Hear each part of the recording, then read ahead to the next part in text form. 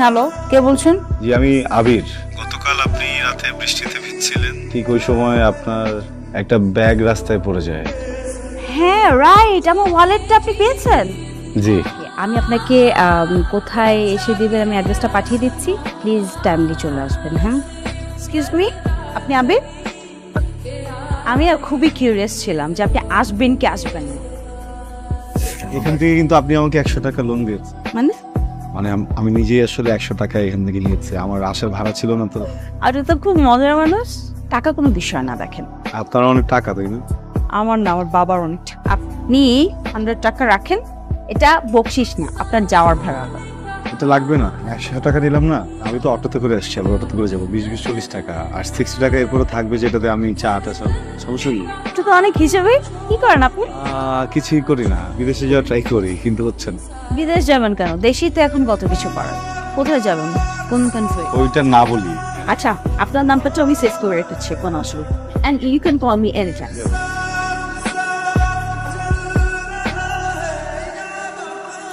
কি রে, তোর না এজেন্সিতে যাওয়ার কথা? বিকেলে যাবো না। বিকালে কেন?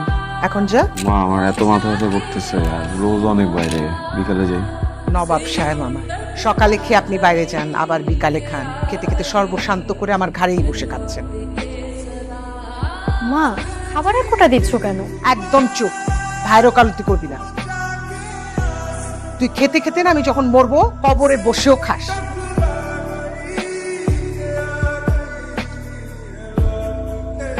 বলো আবির, ভাই ছবিগুলো একটু রাখেন। যখন যেটা বলবো সেই সময় সেটাই করতে হবে, তাইলে তাড়াতাড়ি ভিসা হয়ে যাবে। ভাই আমি না সবকিছু বুঝতেছি, আমার আম্মা বুঝতেছে না, উনি খুবই উত্তেজিত, আপনি বুঝছেন? ওরে বাবারে, এত অধৈর্য হতে হবে না, এটা একটা প্রসেসিং এর ব্যাপার। জি ভাই, আপনি একটু আগান। ঠিক আছে, দেখতেছি। তুমি ওই কিছু দিয়ে যাও, কাজ শুরু করে দিও। কিছু কি দিব ভাই, বুঝি নাই। টাকা দিবা, আর কি দিবা? আবার কিসের টাকা? বসে দুদিন পর পর যদি আপনি টাকা চান, আমি টাকা কোত্থেকে এনে দিব ভাই? এ কি নোয়াখালী বরিশাল যাচ্ছ? বিদেশে যাবা, আরো টাকা লাগবে। কিছু টাকা কত? 40-45 হাজার টাকা দিলেই হয়ে যাবে। ভাই আমি আপনাকে আর 1 টাকাও দিতে পারবো না। আপনার আমি অনেক টাকা দিচ্ছি, এখন টাকা ছাড়া যদি আমার যাওয়ানো সম্ভব হয় তাহলে যাও, যদি না পারেন আমার সবকিছু আমার ফিরে দেন। না, তুমি নাও নাও, সবকিছু নিয়ে যাও। ভাই প্লিজ আপনি একটু দেখবেন, আমি সরি। দেখি কি করা যায়। আবির খেতে আয়।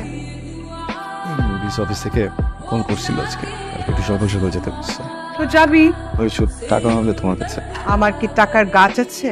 তোর পেছনে কত টাকা ঢালছি খেয়াল আছে? একটা টাকা আয়ত করিস না, বারবার যেরকম টাকা চাস, লজ্জা করে না? মায়া বলেন তো আমি কেন বারবার আপনার সাথে দেখা করতে আসি? মায়ে পড়েছে? না, সুখের নেশায়। নিজেকে ধন্য মনে হচ্ছে, খুব ভালো লাগছে শুনে। আপনাকে অনেক অনেক ধন্যবাদ, আমাকে এত সময় দিচ্ছেন, আমি দিনগুলো কখনো ভুলবো না। এভাবে বলবেন না প্লিজ। তাহলে কি বলবো? আপনি অঝোর বৃষ্টির মাঝে এক মুঠো রক্তর। আপনি তাহলে রংধনু 7 রং হয়ে যান। সেটা সম্ভব না, চলুন। কেন, আরেকটু থাকি না? সবকিছু স্থিতি স্থাপক সীমা আছে, যেটা অতিক্রম করা নিষেধ।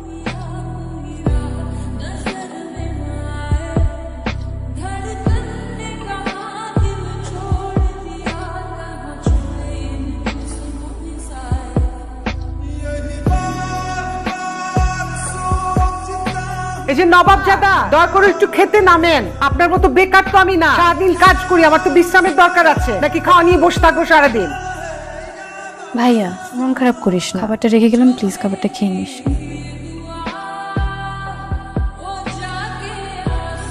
ইয়াইন, বিয়ে তো আমাদের পছন্দ হয়েছে, তবে একটা ছোট দাবি ছিল। জি বলেন। যদি একটা গাড়ি দিতে পারতে। ভাই সাহেব, আমার যা টাকা পয়সা সবই দালালকে দিয়ে ছেলে বিদেশ যাবে। এটা কি বললেন আপনি? আপনি সামান্য একটা গাড়ি দিতে পারবেন না আপনার মেয়ের জামাই রে?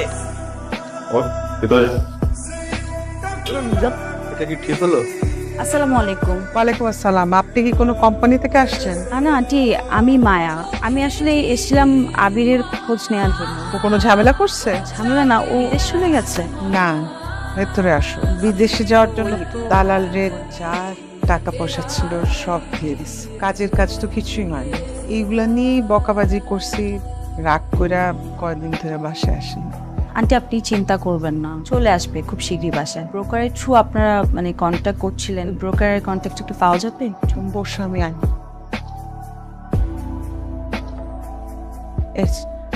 ওকে আন্টি, আমি দেখছি কি করা যায়, আপনি কোনো চিন্তা করবেন না। বলেন ম্যাডাম, কি হয়েছে? আপনি শফিক সাহেব? জি জি জি, পুরোটাই শফিক। আমি আবিরের ব্যাপারে কথা বলতে এসেছি। না, আবিরের ব্যাপারে কথা বলে কোনো লাভ নেই, কারণ ওর কপালে বিদেশ নেই। ওর বিদেশ যেতে আর কত টাকা লাগবে? আপাতত যদি 45,000 টাকা দিতে পারে তাহলে মনে করেন যে আমি একটা প্রস্তুতি নিতে পারি আর কি। 60,000, 60,000 টাকা। এটা হচ্ছে হাতে কলম। এক সপ্তাহের মধ্যে ওকে পাঠানোর ব্যবস্থা হবে। ভিসা হয়ে গেলে বাকি টাকা আপনাকে পাঠিয়ে দেবো। আর যদি না হয় তাহলে কি হবে জানেন? কি হবে বলো? হাজতে হয়ে যাবে, বললাম তো হয়ে যাবে। হয়ে গেলে ভালো। ম্যাডাম, আপনি যে এই যে এতগুলো টাকা দিলেন আবিরের জন্য, আপনি আবিরের কি হয়? শুভাকাঙ্ক্ষী। আসসালামু আলাইকুম খালাম্মা, আবিরের ভিসা হয়ে গেছে। কি বলো? এখন যে কোনো মুহূর্তে ও বিদেশে যেতে হবে। সত্যি? আবির তোর ভিসা হয়ে গেছে? মামা, আমি তাহলে যাই। এই তোর ভাইয়ের ভিসা হয়ে গেছে। সত্যি? তুমি আমাকে বিশ্বাস করতো না। বিশ্বাস তো করি। কেন? তোমার কি মনে হয় আমি কখনো এমন কোনো ডিসিশন নিব বা এমন কিছু করব যেটা তোমাদের জন্য খারাপ হবো? কি বলিস বুঝি না। আমি বিদেশ যেতে চাই না মা। আমি এখানে থাকতে চাই। আমি এখানে থেকে অনেক পরিশ্রম করব, সবকিছু করব। ওখানে একটু বেশি কামাতাম, এখানে কম কামাবো। কিন্তু তোর কি আমাদের কথা কখনো মনে হয় না? সব সময় নিজের যেটা ভালো লাগে সেটাই করবি। বিদেশ যাইতে ইচ্ছা করছে, সব টাকা দিছি, এখন আবার যাবি না। এটা ঢং। তোর মতো স্বার্থপর আমি আমার জীবনে দেখি নাই। আমি দোয়া করি আমার শত্রুরা যেন তোর মতো ছেলে না। মা, ছাড়। কি হয়েছে ভাইয়া? তুই যাবি না কেন? মা এত কষ্ট করে এত সব করলো, আর তুই এই সময় এসে বলতেছিস যে তুই যাবি না? ভাইয়া বল আমাকে কি হয়েছে? তোকে মায়ের কথা বলছিলাম না? হ্যাঁ। কেন যেন আমি মেয়েটার মায়ায় আটকে গেছে।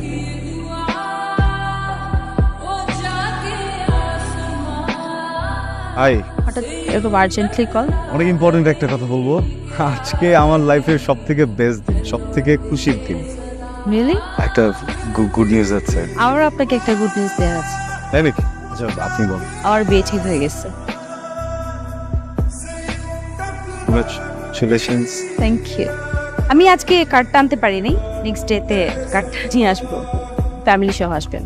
আপনি কি যেন একটা গুড নিউজ দেবেন বললেন? ভিসা হয়ে গেছে আমার। Wow, congratulation. আমার যাওয়ার প্রিপারেশনের কিছু কাজ টাজ বাকি, তাহলে যাই। Okay, see you soon. না, তুমি ফুলের মতো। Thank you. ভালো থেকো।